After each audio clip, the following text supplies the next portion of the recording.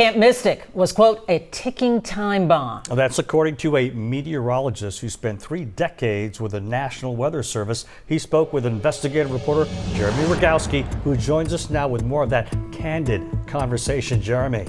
Ron, when it comes to storm predictions and warnings, Jeff Evans is a heavyweight.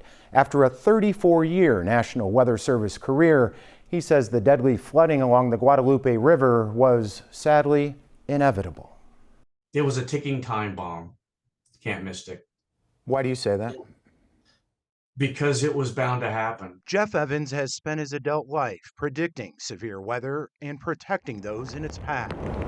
He bluntly says building camps along the Guadalupe just doesn't make sense. The terrain and the way those creeks converged, it was just a matter of time to what happened on the 4th of July has happened. At Camp Mystic, time reveals the risk. These headlines of flood damage date back to 1932. And as recently as last year, Kerr County's hazard mitigation plan predicted that jurisdictions will experience a flood event in the next year.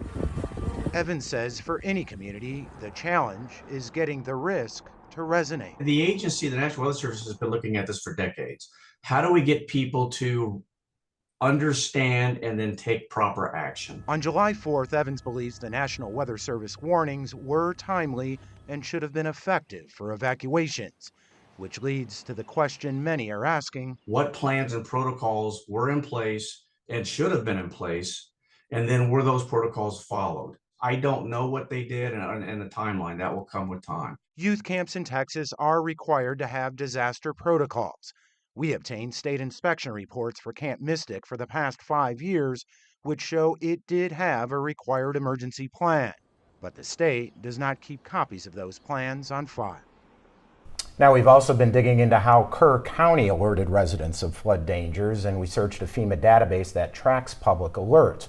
Get this, Kerr County, guys, did not send out any alerts on July 4th. In fact, records show it didn't use its code red alert system for evacuations until July 6th, 2 days after the raging river swept so many away. It raises so many questions surrounding this disaster and tragedy. We know you'll stay on top of it all. Thank you so much, Jeremy. You bet.